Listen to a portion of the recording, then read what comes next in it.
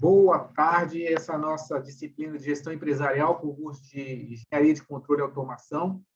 Conforme a gente faz todas as aulas, a gente vai mostrar aqui o nosso mapa de atividades.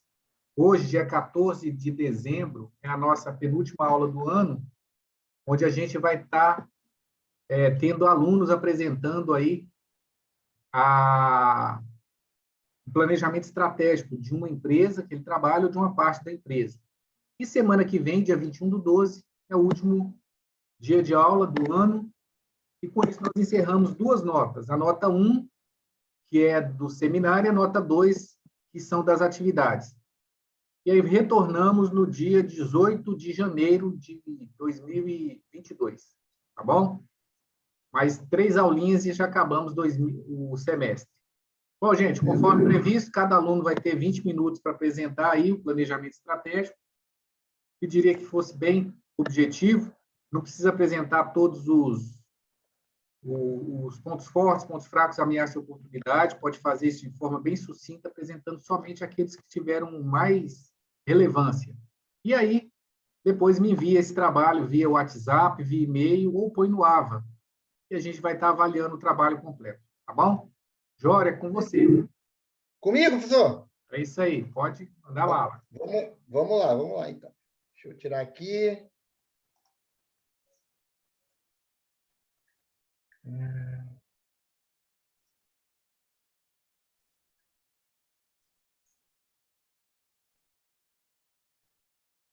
Aparecendo aí já, professor? Assim, tá. Beleza, vou começar do início, né? Uhum. Beleza, gente. Boa tarde. O professor aí deu essa tarefa para a gente durante essa disciplina de gestão empresarial. A gente teve aí o desafio de fazer um planejamento, utilizar várias ferramentas para chegarmos num planejamento estratégico. Você, bem sucinto mesmo, professor, que eu acho que a gente já vem acompanhando aí a evolução do trabalho, o senhor já vem fazendo isso, então vamos apresentar aí bem rapidamente. Dentro da nossa... Também não fiz uma apresentação formal, estou usando a ferramenta, né, de exemplo de template que a gente estava utilizando desde o início. Acho que é um método aí mais prático e mais rápido da gente poder fazer essa apresentação do resultado final. A primeira parte é a identidade estratégica, a gente já tinha discutido sobre o que é missão, o que é visão, o que são valores da empresa. Eu estou falando da empresa que eu trabalho, né? É uma empresa que trabalha com produtos hospitalares, de modo geral. Eu trabalho na divisão de equipamentos, sou da assistência técnica, mas tentei fazer aí o mais abrangente possível dentro do meu conhecimento de funcionamento da empresa. A gente, nessa identidade estratégica, a missão, visão e valores que estão aí mostrados são a missão e valores, visão e valores que a empresa declara dentro lá da sua política. A gente analisou, o professor pediu para a gente poder tecer alguns comentários. Cheguei até a conversar sobre esses itens com o setor de qualidade e o pessoal do RH, que é muito envolvido com isso lá na empresa. Pois bem, eu fiz algumas observações, mas não vou nem entrar no mérito de explorar, mas a missão, visão e valores da empresa são essas. Eu achei, no meu entendimento, que a missão, coloquei aqui uma observação, não sei se dá para ver aí, se está muito pequeno ou não, mas eu não achei que a missão está bem determinada pelo que a gente aprendeu aí com os conhecimentos que a gente veio por parte do professor e com o que a gente viu. Eu acho que a empresa não declarou de maneira clara qual o seu real propósito. Eu vou dar um exemplo, que é o seguinte, olha, a empresa, no início, ela focava em equipamentos de muita tecnologia desconhecida. Eu acho que daí veio essa adquirir e disponibilizar conhecimento. A gente tinha uma função muito determinante de mostrar equipamentos novos que faziam coisas e tinham recursos que não tinham no nosso mercado.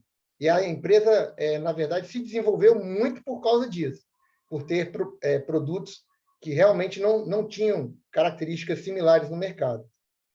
Mas, então, essa parte de conhecimento é porque a gente fazia muito treinamento, a gente demonstrava muito do equipamento, a gente realmente fazia o trabalho de trazer a tecnologia. Mas hoje o nosso projeto é de vendas, de comercialização. Esse conhecimento é quase que uma ferramenta de várias outras fontes sendo podida ser alcançado. Então, acho que essa missão deveria hoje ter sido revista. Também acho que na missão ela poderia dizer qual explicitamente é o que a empresa realmente faz, né? O seu propósito e a sua razão não é só disponibilizar conhecimento e não é só disponibilizar ali, difundir evoluções tecnológicas. O que foi isso? É alguém tentando entrar? Alguém que entrou na sala aqui. Ah, não, perdão. Pode ficar tranquilo. Foi É que eu não estou acompanhando a tela, não, só estou falando. Mas bem, professor, então, dentro do meu entendimento, ela poderia citar que ela trabalha com evolução tecnológica no ramo da saúde ou produtos diferenciados no ramo de equipamentos e implantes, o que for, mas conhecimento e evoluções tecnológicas parece que é uma empresa de TI, sei lá, uma empresa de ensino de alguma coisa, de programação, não sei. Eu acho que não diz exatamente qual é a missão da empresa.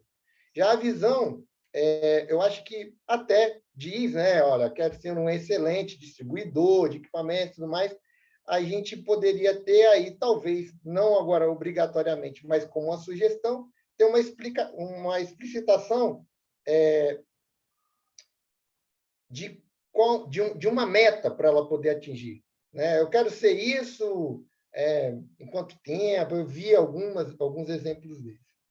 Valores, eu acho que eu não tenho que discutir, os valores são determinados lá pelos donos e pelos proprietários da empresa, também em comum com a gente, mas são valores, eu acho que dignos, não tenho muito a que falar. E a única coisa que eu achei meio pesada, assim, sei lá, talvez eu mudaria, e talvez também não, mas integridade deverão ser mantidas a qualquer custo. Acho esse ser mantida a qualquer custo eu acho que pesado. Sei. Integridade é integridade, a gente tem que ter e pronto. Eu acho que, sei lá, para mim ficou agressivo a qualquer custo. Quer dizer, qualquer coisa é acima da integridade. Tudo bem, pode ser. Beleza, vamos para frente para a análise SWOT. Beleza. Dentro da análise SWOT, nós identificamos lá, dentro de força e fraqueza, oportunidade. Eu fiz bastante coisa, na verdade, e a gente classificou aqui, fez a análise de probabilidade de criatividade. Eu vou filtrar, professor, só aquelas que, para todas as que tiveram alto impacto, eu apresentei uma estratégia, tá? As outras, eu acho que eu já tinha até conversado com o senhor, não fiz, não. Tá? Mas eu vou filtrar aqui as que eu destaquei. Tá? Então, a empresa enfrentou alguns problemas aí em relação à queda de venda de produtos, principalmente da parte de implantáveis e estéticos, em que a população ficou meio sem dinheiro ou está reservando dinheiro para outros acontecimentos, talvez até não gastando tanto dinheiro durante a pandemia.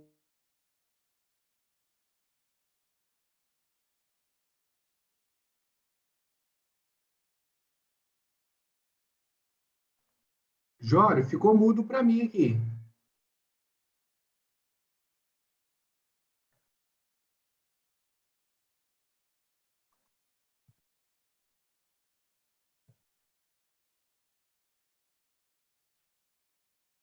Também, Eu também. Jório, eu tô te ouvindo. Beleza. Professor, você caiu? Então, minha internet acho que ficou ruim aqui, gente, mas agora estou ouvindo. Acho que minha internet falhou aqui. Estou ouvindo.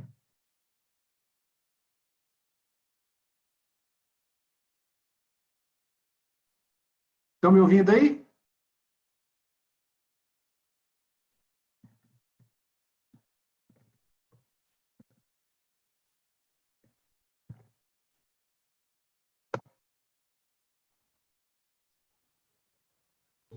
Jório, eu continuo te ouvindo, para mim está normal. Acho que a internet do... Estou ouvindo, pode ir em frente. Ele mandou uma mensagem aqui. Vou continuar, tá, professor? Falta de produtos para entrega, equipamentos faltaram durante a pandemia. A gente tem o desafio da Lei de Proteção Lei Geral de Proteção de Dados, que veio durante mais forte a implementação agora também, de 2 anos para cá, e durante a pandemia foi difícil reunir muitas coisas com as pessoas e tudo mais. A gente não tem nenhum controle de estatística de satisfação do cliente e não há um calendário de reuniões estabelecidos. Esses foram os pontos mais altos, né? Aqui,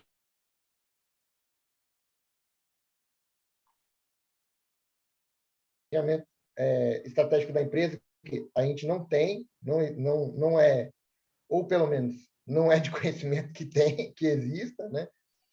Implementar processo de avaliação dos produtos e serviços pelos clientes, analisar impacto dos processos internos, porque a Lei de Proteção Geral de Dados, a gente trabalha muito com o nome de pacientes, essas informações são confidenciais hoje, precisa saber quem é que tem acesso, como que isso sai no relatório, como não sai, e todas as outras coisas de acesso em sites, essas coisas também, que a gente já vê aí, proteção de cookies e mais, e identificar outros caminhos de fornecimento para os canais parceiros para poder a gente talvez ter parcerias fundamentadas com outros distribuidores para poder cumprir as entregas e não termos muitos atrasos, compartilhando aí as remunerações.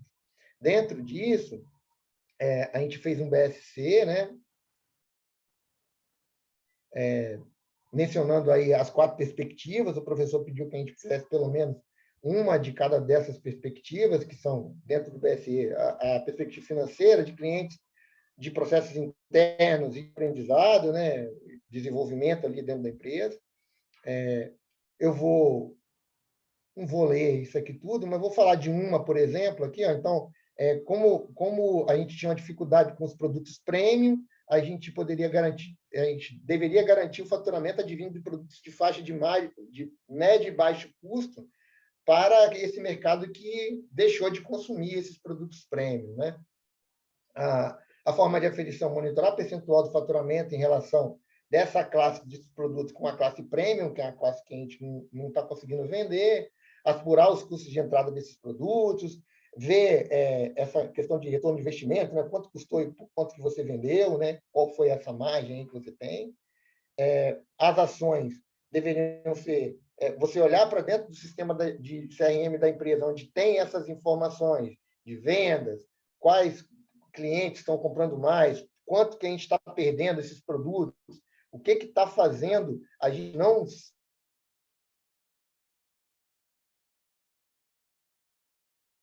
Esses fatores de margens de venda, melhorar significa criar um fator...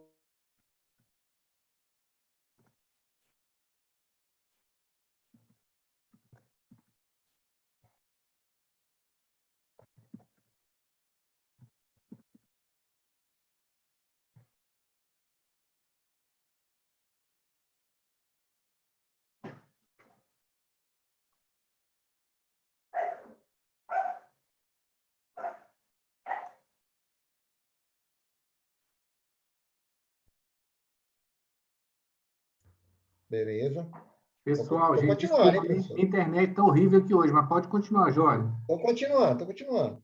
Então, os outros estão aqui, a gente procurou clientes, tinha a ver com a implementação das pesquisas de satisfação, a interna, identificar pontos de estoque, porque a gente tinha problemas de entrega e os atrasos. O aprendizado é fazer as reuniões de lideranças, tentar manter um calendário de treinamentos obrigatórios, toda essa parte relativa ao que a gente analisou na parte de análise SWOT.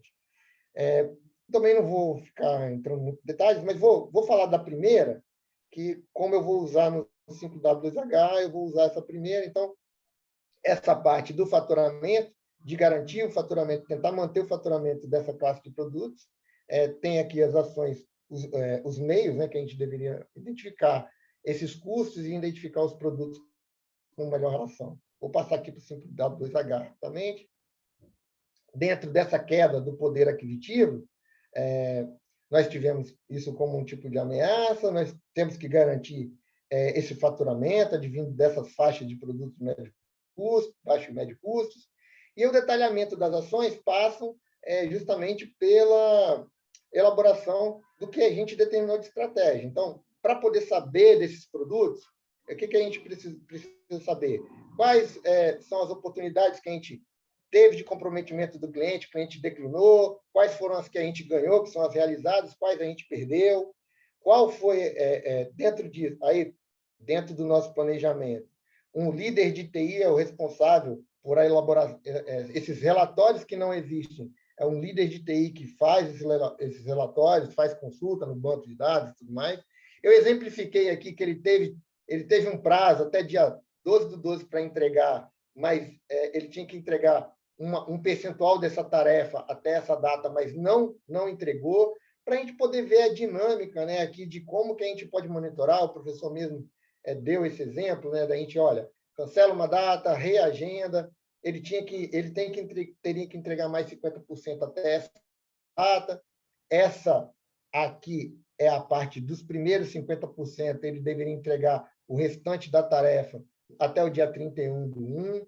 Eu coloquei aqui as evidências, é óbvio que a gente está falando de um futuro, mas seria qual a evidência que a gente vai tomar a respeito disso. Então, olha, ele lá, no prazo que ele não cumpriu, ele deu uma evidência de eficácia que não foi eficaz, ele solicitou o adiamento no dia 10, e aí ele pegou uma nova data, e aí a gente vai monitorar se foi eficaz ou não.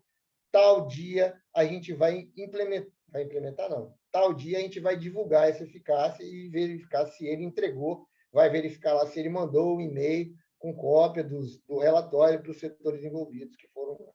E assim segue. Então, depois ele vai ter que apresentar o relatório, uma vez que ele entregou o relatório, ele vai apresentar, a evidência vai ser uma ata da reunião de apresentação.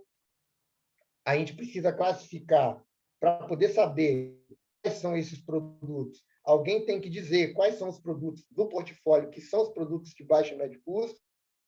A vendedora líder vai fazer isso, ela tem esse prazo, vai ser verificado nessa data, que é quando a gente vai ter também já o relatório de apresentação. Eu acho que esse tipo de classificação cabe até um gráfico de Gantt que fica legal, mas aí eu não me aventurei a fazer, não, porque já dá muito mais trabalho até para apresentar. A gerência financeira vai fazer uma análise do comprometimento de caixa para esses... para esses novos produtos e implementar novas formas de pagamento, que também vem lá de uma ação estratégica de que, se o cliente não está conseguindo comprar, ou ele não tem esse poder mais aquisitivo tão amplo, ele pode ter aí alguma entidade parceira financeira para poder financiar aquele desejo, aquele objeto que ele está querendo.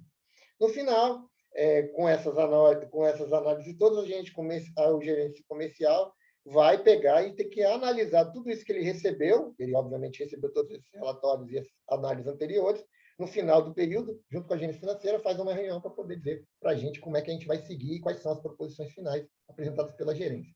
Assim eu fiz para todos os outros, tá? Eu não sei se o professor quer que eu continue, eu acho que está a contento para poder avaliar a dinâmica de como que é feito, professor. Não, tá joinha, Jório, beleza. Tá tranquilo.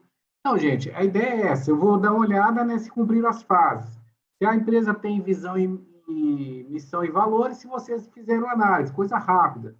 E aí nós vamos olhar os pontos fortes, pontos fracos, sendo bem objetivo.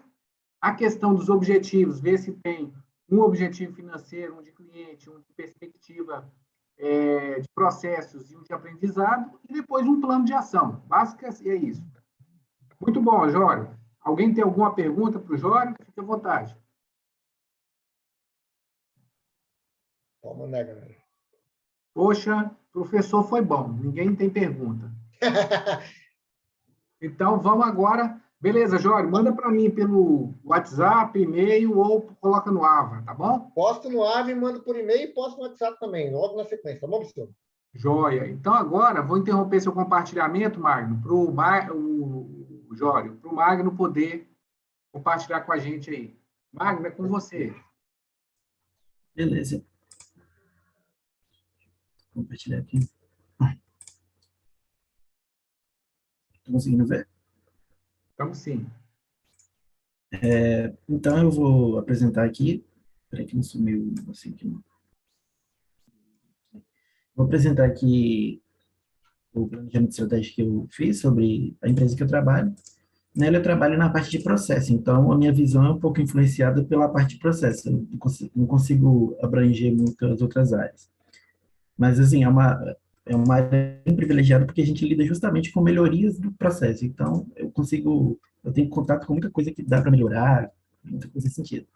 A Chemtrade, ela é uma empresa canadense, a gente está na unidade dela aqui no Brasil, é a única planta que tem aqui no Brasil.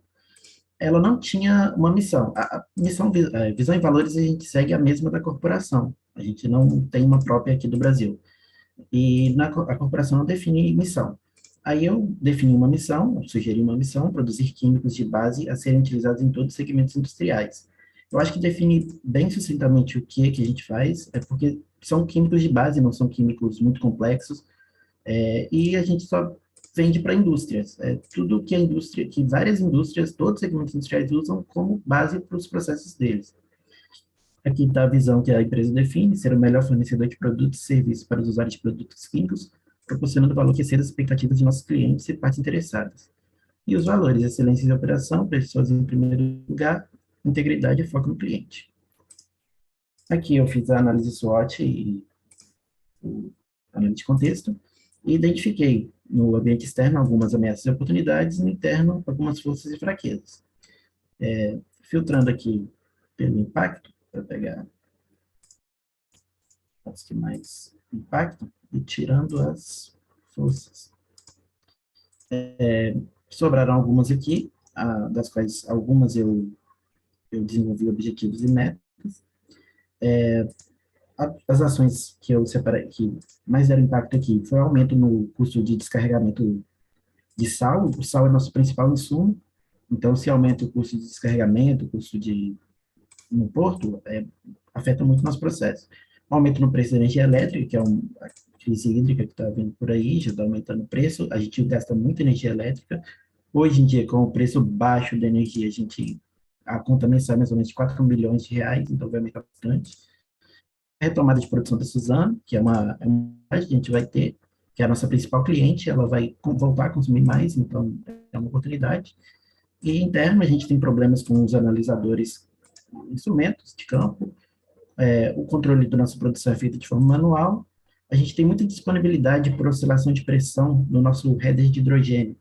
Qualquer oscilação que tenha, ele afeta os processos e as plantas desarmam por segurança. E é uma coisa ruim, porque partida e parada de planta é muito dinheiro perdido. E a falta de interesse dos operadores com o controle estatístico de processo. Eles não ligam muito para isso e é uma coisa muito importante. É uma luta que eu tenho com eles diário, mas é isso. Deixa eu ver aqui só o que eu peguei. As que eu separei mais aqui foi esse aumento do descarregamento de sal. A estratégia foi identificar gargalos na operação de descarregamento de sal, acho que é a parte mais importante, porque o Porto está querendo cobrar mais porque eles estão falando que a gente está demorando para receber o sal. Então, identificar o gargalo, acho que é a estratégia que a gente pode adotar para evitar o aumento. Na parte de aumento de energia, a gente pode realizar estudos para aumentar a eficiência energética da planta, tanto na parte de motores como da parte de eletrodes. Acho que eu também peguei a parte usando aqui, então, é uma estratégia de aproximação da empresa e monitoramento das oportunidades, porque a gente sabe disso aqui mais por boato, então, a gente precisa de um e de que ela vai precisar mais. E outra coisa que eu muito importante é a indisponibilidade por oscilação de pressão. Eu coloquei que a gente precisa de implementar lógicas de controle mais eficientes, que cai até nas minhas costas isso aqui que eu preciso de fazer no ano que vem.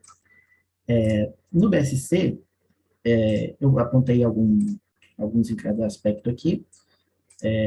Por exemplo, ligado aqui ao aumento do custo de descarregamento, tem na perspectiva de finanças de aprendizado, para diminuir o gasto com os insumos, a gente pode diminuir o gasto com a própria matéria-prima, verificando isso a cada compra, o preço que está o sal, fazer pesquisa de mercado, contactar outros fornecedores, até para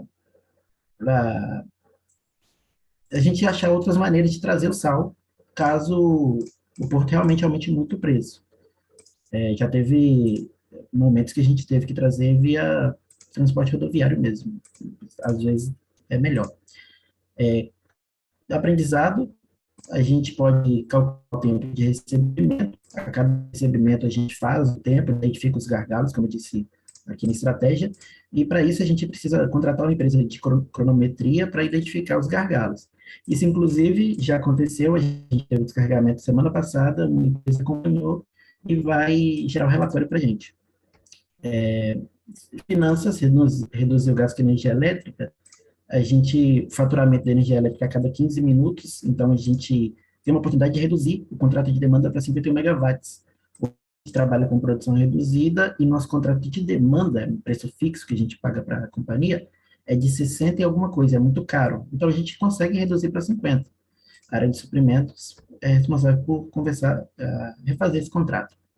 Aumentar a eficiência energética, estudar novas tecnologias de produção, os outros que eu citei, acho que faltou um de cliente e processo. Processo. Adequar a capacidade de produção, eu coloquei aqui quanto de clorato por dia e de soda por dia que a Suzano vai consumir diariamente e o resultado mensal para a gente adequar todo mês, para a gente não produzir a mais, fazer inventário à toa e nem faltar. Então, a produção precisa de alinhar, geralmente lá é a produção que alinha diretamente com o comercial e com a logística para saber qual que vão ser os níveis de produção. E como cliente, nessa análise aqui da disponibilidade por oscilação de pressão, a nossa consumidora, a única consumidora de hidrogênio é a Evonik. Então, toda vez que tem alguma disponibilidade, o suprimento para ela é cortado. Elas ficam sem hidrogênio para produzir peróxido, que é o produto delas. Então, o objetivo é garantir o suprimento ininterrupto, e para isso a gente precisa de melhorar as malhas de controle para evitar os desarmes constantes das plantas, quando há oscilação de pressão. É uma possibilidade de automação para dezembro de 22. Aqui no 5W2H, eu peguei algumas. O risco, o aumento do custo, do custo de descarregamento, é uma ameaça, diminuir o gasto com insumos. Aí, as ações detalhadas. Contratar a equipe de cronometria, o responsável, eu coloquei siglas porque é o formato que a gente usa na nossa empresa. Por exemplo, aqui, o responsável é Carlos Bastos, que é o meu chefe, ele realmente contratou essa empresa, ela estava até janeiro de 22, porque a gente ia receber saldo em algum momento em dezembro, já recebendo. Então, só falta a empresa entregar o relatório para ver se foi eficaz ou não o relatório. Acompanhar o descarregamento, realizar intervenções, eu consegui acompanhar e fiz intervenções. Negociações com Suzano e Portocel para tentar manter o contrato com o valor que está hoje, responsabilidade do gerente industrial, outras formas de transporte, também do engenheiro de processo, contratar fornecedores, parte de suprimentos. No aumento do preço da energia elétrica, as ações, detalhamento das ações, estudar aumentos de processo, possibilidade de redução. Isso tudo que eu fiz, até disse que hoje a gente consegue reduzir a demanda, então é uma realidade. Reduzir efetivamente o contrato, parte do gerente da planta, reduzir custos com motores e luzes, também o engenheiro de processo, e refazer o projeto elétrico, incluindo novos bancos de capacitores, filtros harmônicos. A gente tem muito problema com o fator de potência, a gente vê isso no curso, que abaixo de 0,92 a gente leva multa, então a responsabilidade de engenheiro eletricista é refazer, porque a gente está tendo muito problema com isso. A retomada de produção, alinhar o planejamento e consumo com a Suzano, responsável logística, reavaliar o contrato de venda, para ver se está condizente ou se precisa alterar alguma coisa, avaliar a volta da planta C de clorato, dependendo da produção que a Suzano vai precisar. Hoje a gente tem uma planta de clorato desativada, a gente talvez precise ativá-la novamente, e é um trabalho bastante complexo para voltar à operação. Então, contratar mais operadores, aqui para o RH, já estão contratando mais operadores, mais 3 operadores entram nessa semana. E sobre a indisponibilidade por oscilação, estudar processo e melhorar a lógica de controle, eu coloquei uma ação para mim até abril de 22, eu preciso de estudar e entender mais essa parte do processo. Aumentar a frequência de manutenção, coloquei para o especialista de manutenção, porque tem muita válvula que dá muito problema, então não adianta fazer uma lógica de controle boa se as válvulas não vão responder. instalar header combinado de hidrogênio para as plantas de clorato. Isso vai ajudar bastante também, porque o header tem muita deficiência no header, e isso aqui, inclusive, ajuda também no aumento do preço, aqui como ação do aumento do preço, porque o header combinado a gente pode desligar um dos compressores que a gente tem, que eles gastam muita energia. Então, é uma ação que dá para as duas. E alinhar o ciclo de produção com o inventário e com a Evonik. A gente vai ter uma conversa com a Evonik para, quando a gente estiver produzindo muito clorato, ela também pegar muito hidrogênio para produzir muito peróxido. E quando a gente estiver em ciclos de baixa, eles não demandarem muito da gente. Então, é uma conversa que vai acontecer até o mês que vem. Não, mês que vem não, até fevereiro. E é isso. Eu detalhei apenas essas, aqui tem as outras que eu não citei, porque são forças ou com impacto baixo no processo. É isso, professor. Beleza. Das ações, o que você colocou como prioridade? Só para a gente... Prioridade das ações micro aqui? Pode ser que eu comi mosca, mas você chegou a mostrar Ah, uma dessas ações? não entendi.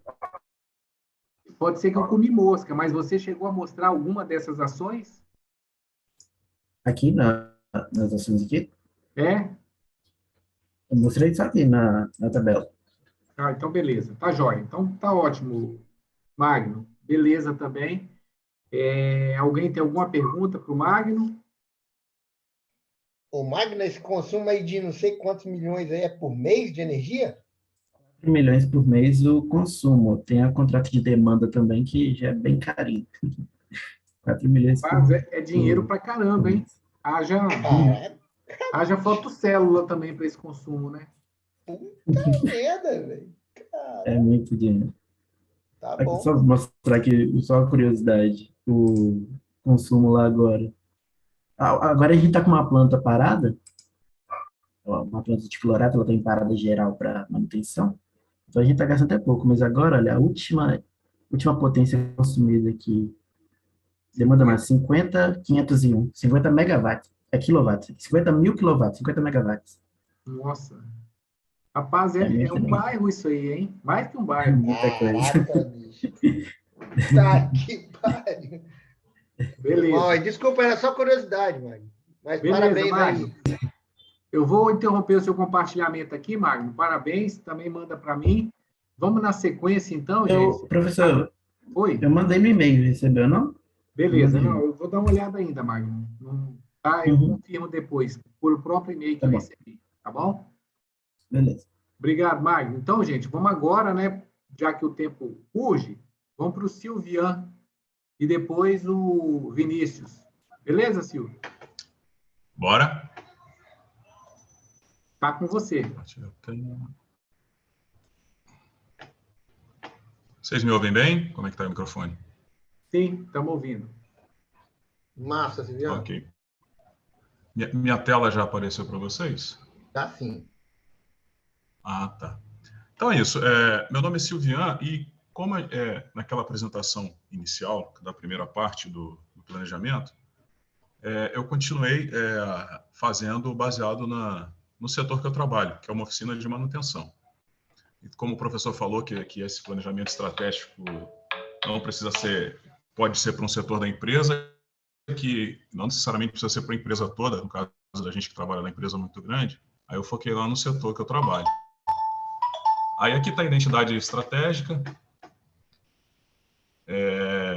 onde a gente tem missão, visão e valores, onde a missão é a de manutenção de equipamentos, sem parada de produção, e a visão, que é aquela das nossas metas, zero acidente, zero perda de produção, e os valores é saúde e segurança do trabalhador, eficiência nas atividades de manutenção e respeito ao meio ambiente. Indo para a análise de contexto, eu coloquei algumas aqui, adicionei algumas depois que o professor fez aquela análise, e aí eu separei só as de prioridade 9 e 6 para a gente poder gerar ações, conforme o professor pediu. Mas, assim, dando uma passada nelas, tem o principal impacto esse ano na empresa como um todo, não só para manutenção, é a pandemia de Covid. A gente teve outro impacto também de mobilidade de pessoal, muita gente querendo ir para projetos novos, com isso está tendo uma uma saída de mão de obra treinada.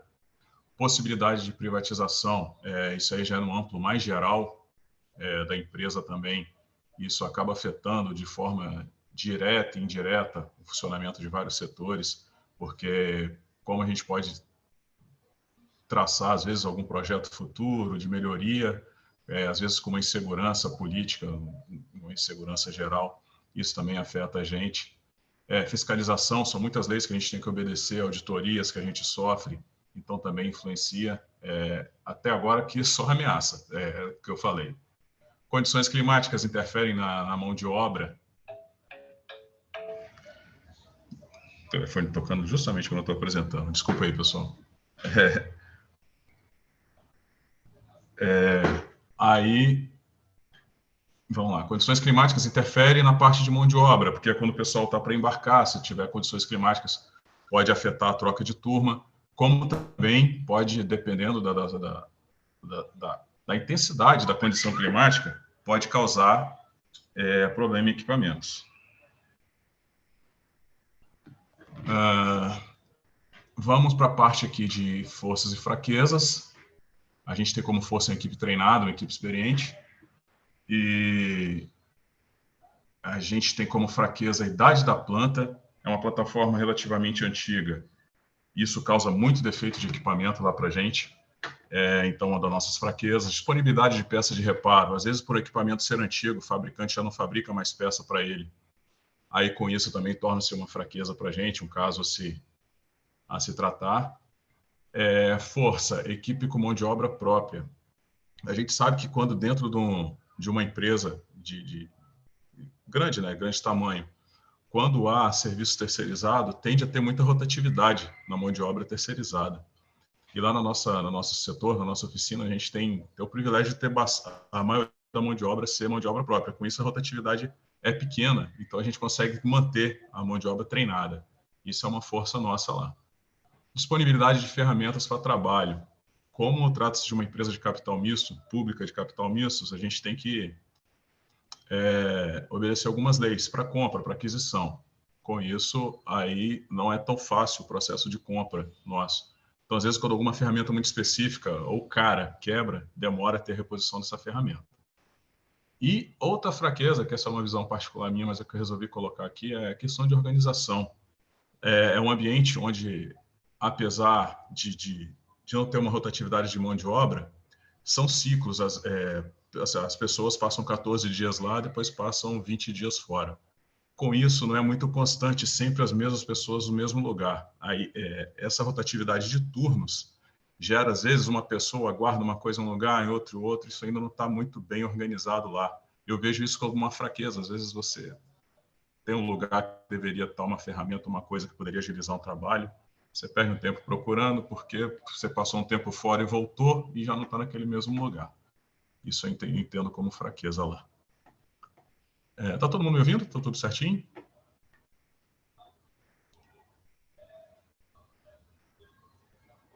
Positivo, ouvindo normal aqui, Silvio. Positivo. Então vamos lá. Aí agora eu vou filtrar só os impactos 6 e 9, foi o que eu gerei ação, e só o que se trata de tirar o que é força, né? Porque força não precisa de ação. Então aí sobrou esses 5 aqui, que foi onde eu gerei ações para ele lá no 5W2H. Mas antes vamos ver objetivos e metas, que eu fiz um para cada área daquela que o professor pediu. Um na área de finanças, cliente, aprendizado e processo. Baseado no nosso setor, o que eu vi para a área de finanças é a questão de disponibilidade da planta. A plataforma produzindo é dinheiro entrando.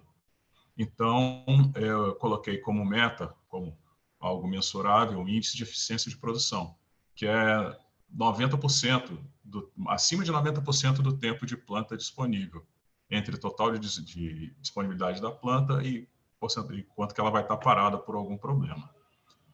Isso é medido através desse tempo aqui de produção, quanto foi produzido, baseado no potencial. Então, tem que ser o máximo próximo do potencial. E a periodicidade de medição é mensal. Aí as ações que para poder sempre manter a eficiência máxima de produção é a sintonia de planta, são umas coisas mais específicas de processo. Na área de clientes, a gente, como oficina de manutenção, como, digamos, prestador de serviço de manutenção, nosso cliente é o pessoal da produção, é a operação. Então, o que mais afeta, às vezes, o que mais gera insatisfação de clientes é equipamento quebrar repetidas vezes. Ah, esse equipamento quebrou de novo, você teve aqui há pouco tempo. Então, a gente chama de rechamados. Então, é diminuir a quantidade de rechamados, de equipamentos que quebram de forma repetida. Isso também afeta o processo um pouco, mas eu coloquei como também na área de cliente, porque interfere muito na satisfação do cliente quando ele chama para você numa máquina que você já teve ali há 1 ou 2 dias. A forma de medir isso é ter estatística mesmo, ter o controle de quantos chamados cada equipamento tem e a forma de medir é assim, se um equipamento teve um chamado hoje, uma ocorrência hoje, ele tem que ficar 3 meses sem ter chamado. Então, isso tem que acontecer em menos de 10% dos equipamentos da nossa planta. Aí, acompanhamento semestral vai ser apresentado e as ações para que isso não ocorra é acompanhar os equipamentos que ocorrerem, a gente trabalhar em cima dos efeitos que estão ocorrendo, fazer um estudo da falha para que esse equipamento não volte a apresentar esse tipo de problema repetido. Aí já com a parte de engenharia de manutenção. No aprendizado, a gente manter os nossos treinamentos anuais, manter a mão de obra qualificada, e a forma de medir isso é criar a meta de 50 horas de treinamento por colaborador, por ano. Então, todo colaborador tem que ter pelo menos 50 horas de treinamento por ano, visando as tecnologias atuais. Isso aqui eu confesso que não é uma realidade hoje, isso aqui é meio utópico, principalmente questão de custo. A gente só tem atualmente treinamentos que são obrigatórios por legislação, mas seria muito bom se tivesse 50 horas de treinamentos técnicos de atualização por ano por colaborador. Isso aí faz com que a mão de obra sempre fique qualificada assim, e também motivada. O treinamento técnico motiva a equipe também. Isso é uma experiência prática nossa. E na parte de processo, cumprimento de planos de manutenção detectiva, preventiva e preditiva. Como medir? A gente tem os nossos planos, tem um sistema que controla os planos, que dispara os planos, 100% de planos executados. Manutenção preventiva e preditiva e detectiva são manutenções que não tem, assim, para você dar um motivo para não fazer, é muito difícil, porque é uma manutenção que às vezes demanda parada de equipamento, mas ela é importante que esse equipamento não quebre depois em funcionamento e gere uma parada de produção, são aquelas paradas não planejadas, as indesejáveis. Então, esses planos, no máximo, quando não puder, tem prazos para serem executados, mas quando não puderem, que seja justificado e seja programado para ser executado, mas eles têm que ser executados. Aqui está a forma de cálculo de cumprimento desse índice, e cumprimento de planos de manutenção planejados garante quase que zero ocorrência de manutenções corretivas, aquelas não planejadas, que geram perda de produção. Então, no meu BSC, dentro das 4 áreas, foram essas 4 metas aqui que eu coloquei. Indo lá para o 5W2H, onde eu peguei só os que foram 6 e 9 de impacto, o primeiro foi algo que afetou muito a empresa toda e afeta até hoje, apesar dos números de casos terem diminuído, mas as ações para evitar a contaminação ainda impactam muito na mão de obra, que é a pandemia do Covid-19, a ameaça. A ação macro que estava lá era monitorar a força de trabalho no período para embarque. A gente não quer que o vírus venha para a plataforma quando um funcionário que estava de folga embarcar. Aí que o detalhamento das ações, por exemplo. Isso aqui é real, isso aqui acontece hoje. Enviar questionário de avaliação de saúde nos 14 dias que antecedem o embarque do funcionário, de 3 em 3 dias. A gente, quando está para embarcar nos 14 dias anteriores, de 3 em 3 dias recebe uma mensagem na empresa com um questionário pedindo para a gente responder se está com algum sintoma, como está o nosso comportamento, se está se expondo. E isso é uma forma deles controlarem, eles chamam de monitoramento, para saber como é que está a nossa possibilidade de uma contaminação potencial ou não. Fornecer máscaras para toda a força de trabalho ao desembarcar. Quando a gente está indo para casa, para facilitar a logística e ter uma garantia que o funcionário vai obedecer o uso de máscara, também na minha plataforma a gente está distribuindo máscaras, aquelas cirúrgicas, um pacote suficiente que dá até para a família usar durante a folga daquele empregado. e executar vídeo educativo com orientações contra a Covid para todos que embarcarem. Há um vídeo educativo para todos que chegam na plataforma com bastante orientações quanto à forma de prevenção do Covid. E a maioria das ações são responsáveis ao setor médico, que é a parte de monitoração e fornecimento de máscaras, e a parte de orientação de quem chega na plataforma é da gerência da plataforma. Eu não vou falar de todos, não. Eu vou escolher só mais um, o professor pediu para ser bem sucinto, depois eu devo mandar para o professor. Eu vou falar aqui da parte de obsolescência de equipamentos. É uma ameaça para a plataforma também, como eu falei, por ser uma plataforma antiga. Aí a ação macro, que é cumprir o plano de manutenção preventiva e preditiva, ela é detalhada da forma de planejar bem. Por exemplo, não programar. Às vezes há situações ou há períodos do mês em que certo equipamento não vai poder parar para uma manutenção preventiva. Para isso, o planejamento tem que ser bem feito, para que a manutenção preventiva do equipamento venha no momento em que ele possa parar para que aquela manutenção seja executada. Aí existe o planejamento de manutenção de base, que distribuir ordens de manutenção de acordo com a disciplina, o coordenador de manutenção faz isso, os planos vão da base para a plataforma e o coordenador de manutenção distribui as ordens de acordo com a disciplina, para cada supervisor de cada disciplina. E distribuir ordens aos executantes e receber ordens executadas e dar baixa no sistema. O coordenador passa para o supervisor as ordens, esse distribui para os executantes, e após os executantes fazerem a manutenção preventiva no equipamento, tem que ser feito todo o registro, há situações em que dentro da preventiva é gerado uma necessidade de uma manutenção corretiva, isso tem que ser tratado, tem que ser devolvido ao supervisor, para que depois venha a manutenção corretiva planejada para aquele equipamento. Essa é a ameaça, as ações detalhadas para a questão da obsolescência de equipamentos.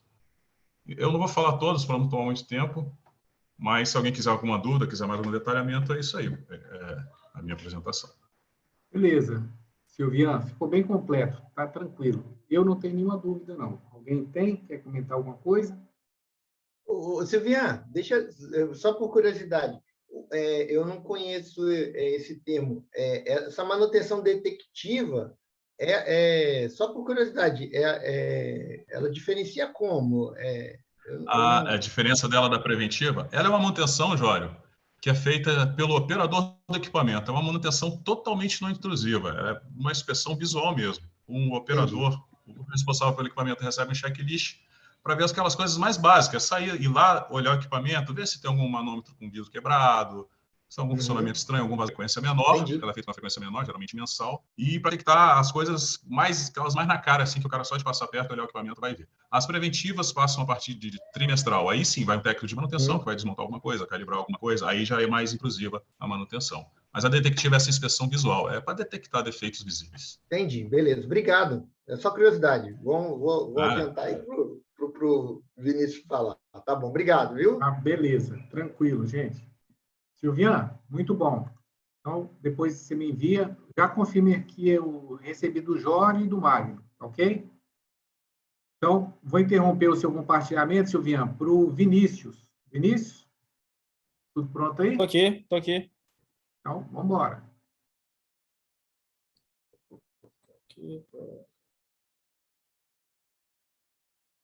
Estão vendo a minha tela? Estou sim. Vamos lá, né? Primeiro, boa tarde a todos. Boa tarde. Pegando a exemplo do Silviano, nós trabalhamos na mesma empresa. Ele fez do setor mais definido que ele trabalha, que é a manutenção. Eu trabalho na manutenção também, só que em outra unidade. Aí, no caso, eu peguei pensando com foco em toda a plataforma, em toda a produção, não só com foco na manutenção, que é a área que eu trabalho efetivamente. Aí eu coloquei aqui o negócio, plataforma de produção petróleo e gás, P58, pertencente à Petrobras. Missão, produzir óleo e gás, injetar água, evitar acidente e reduzir custos operacionais. Isso aqui é a missão específica da plataforma, que está no plano de gestão da plataforma. Como no plano de gestão da plataforma não constam visões e valores específicos, eu peguei a visão e valor da Petrobras como empresa como um todo, né? Que eu entendi que se adequa bem às condições, ao que é exigido da gente lá na plataforma. Ser a melhor empresa de energia em geração de valor, com foco em óleo e gás, sustentabilidade, segurança, respeito às pessoas e ao meio ambiente. valores, resultado, orientação ao mercado, ética e transparência, superação e confiança, respeito à vida, às pessoas e ao meio ambiente. Vindo para o BSC, para as metas, no caso, né? Elenquei uma meta para cada tema, conforme pedido pelo professor. Primeiro, ajustar o planejamento financeiro às novas condições de mercado, porque como o barril do petróleo, o mercado, varia muito em função de inúmeras condições no mundo todo, né? E o planejamento financeiro da empresa, da plataforma, tem que estar adequado para poder trabalhar com o barril do petróleo a $70 ou a $30, $20, com a produção maior, com a produção menor. A gente tem que estar pronto com o nosso planejamento financeiro adequado para trabalhar com essas diferentes condições de mercado. Como meta, eu coloquei redução de custos, monitorado por índices de cumprimento do planejamento financeiro, monitorado mensalmente, e dentre ações que eu elenquei aqui são demanda de insumos de produção, produtos químicos, materiais de manutenção, que são custos bem elevados por conta de compra, por conta de transporte, para chegar lá na plataforma, para ser utilizado. Isso está tendo que ser sempre ajustado para poder adequar a condição atual de operação. Já no quesito processo, eu elenquei aqui, melhorar condições de organização e limpeza da plataforma, que nós temos um problema lá, que a plataforma é bem bagunçada, bem desorganizada, material fora do lugar. Como meta, é uma área limpa e organizada.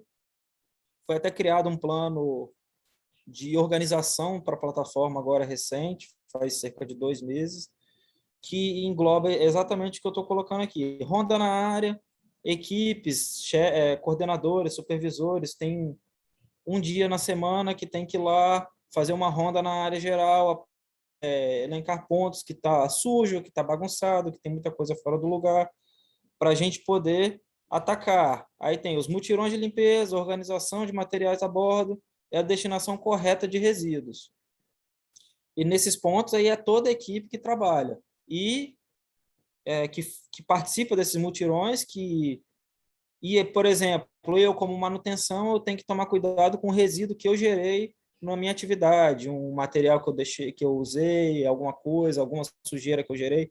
Eu tenho que ser responsável por tratar isso para poder deixar a área limpa e organizada.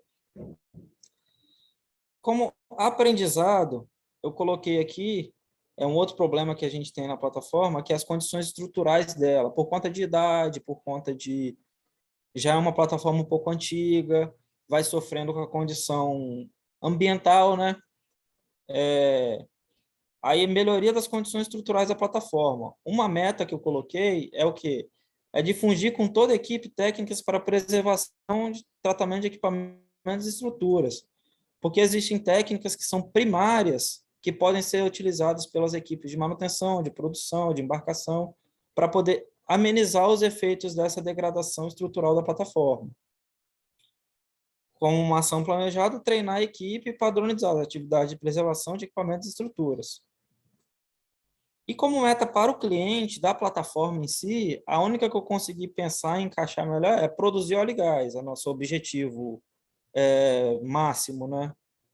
Como meta é manter os índices de produção dentro das metas da empresa, isso é monitorado pela medição de produção de óleo e gás diariamente.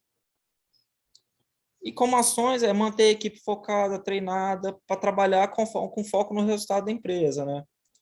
Para atender essas demandas de produção de óleo e gás que a empresa pede. Na análise SWOT, eu elenquei vários pontos aqui, bastante até.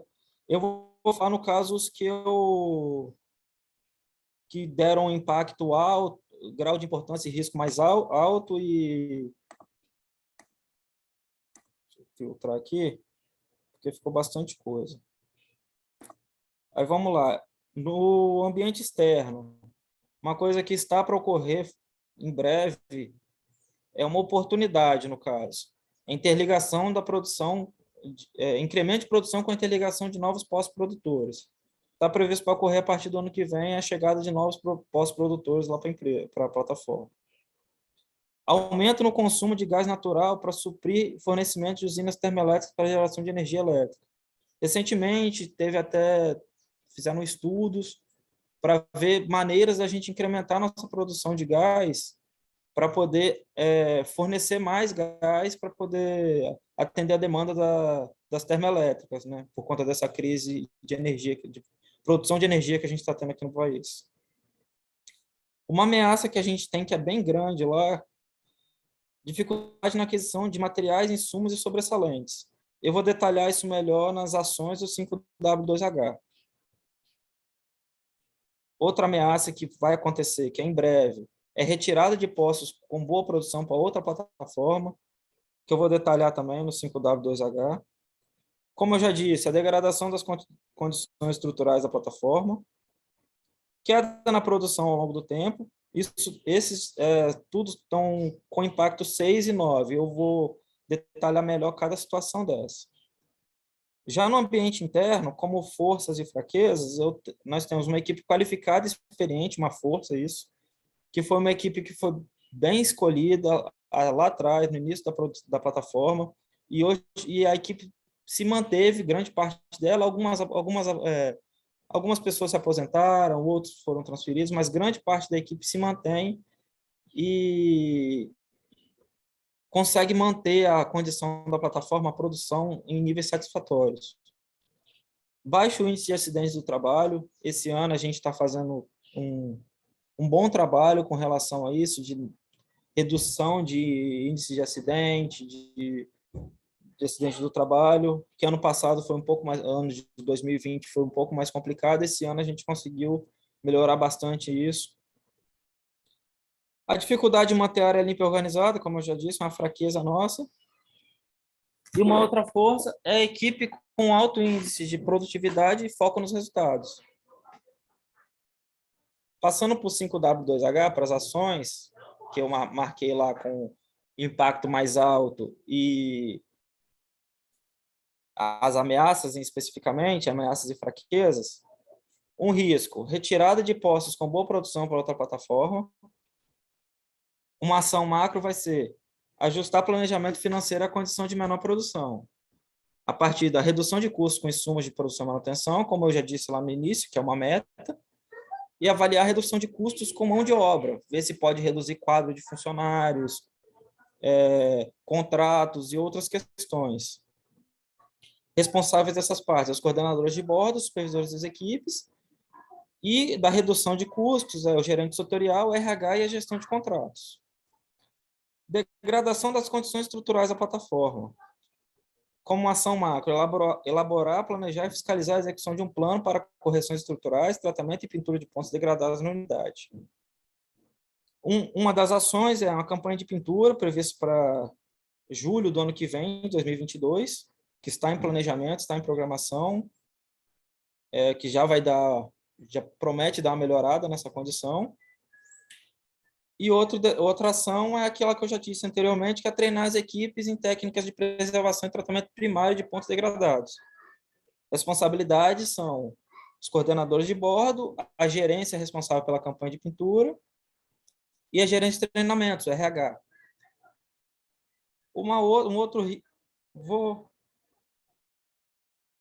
Vou falar só mais um aqui, para não me alongar muito, que é a dificuldade de manter a área limpa e organizada, como eu já disse, né?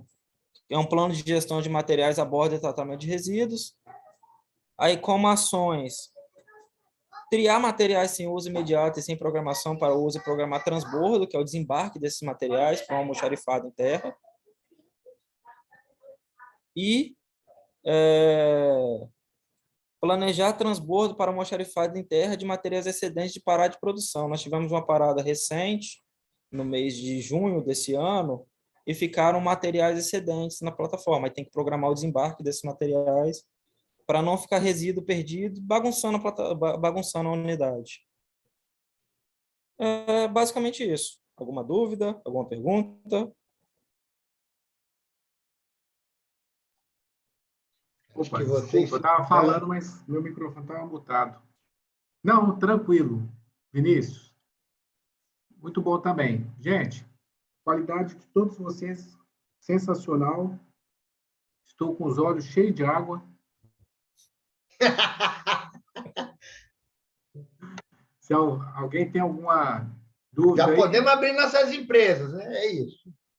Aí a pergunta que eu faço para todos vocês, gente, para a gente poder encerrar aqui a aula de hoje é: vocês já tinham essa sistemática nas empresas de vocês, ou já viram isso? As empresas têm esse hábito de sentar pelo menos uma vez por ano para analisar a situação e fazer uma análise, por mais que talvez vocês não participem da direção das empresas, né?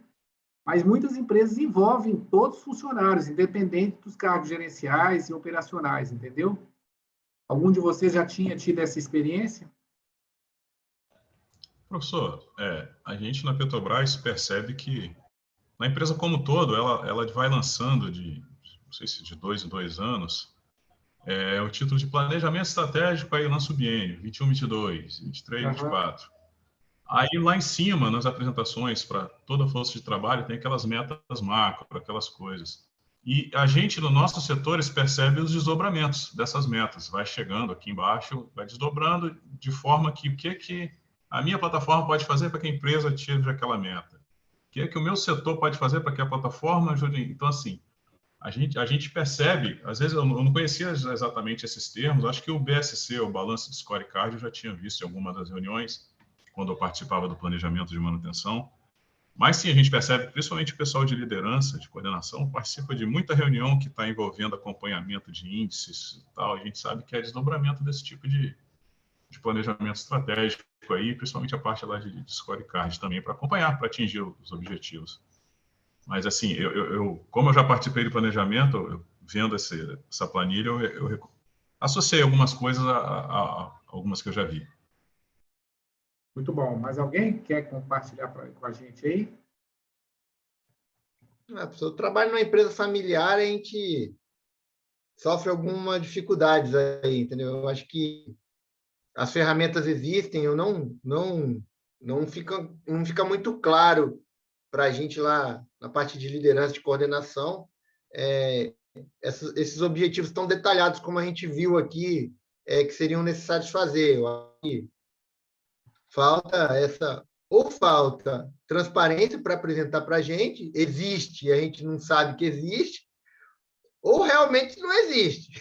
Então, eu acho que a gente já fez, numa época boa de lideranças, as principais lideranças fizeram reuniões de planejamento e elas eram apresentadas às gerências maiores, com o intuito aí de uma atividade proativa dos líderes e coordenadores de tentarem estabelecer os seus próprios métodos, né? Mas eu não vejo isso como uma unidade dentro da empresa, não. Eu acho que faltaria muito, inclusive foi um dos pontos fracos.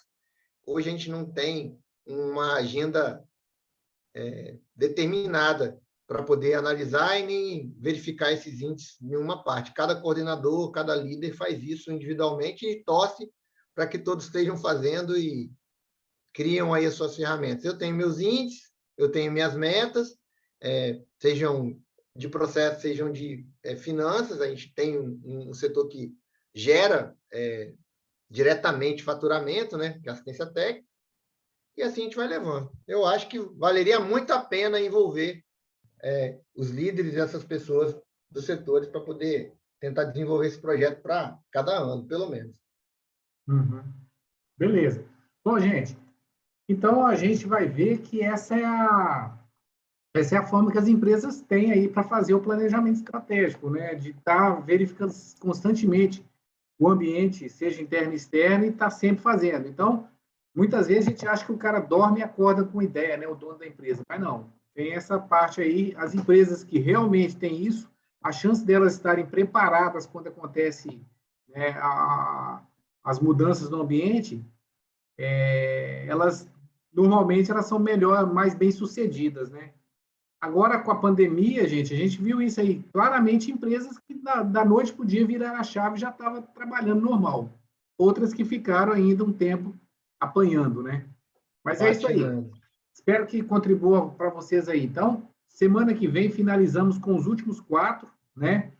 Dos últimos 4, acho que é só o Dinei que está aqui, que está frequentando. Vamos aguardar para ver E aí você apresenta semana que vem, correto, Dinei? Beleza, professor. Joia. Então, beleza, gente. Muito obrigado. Até a próxima.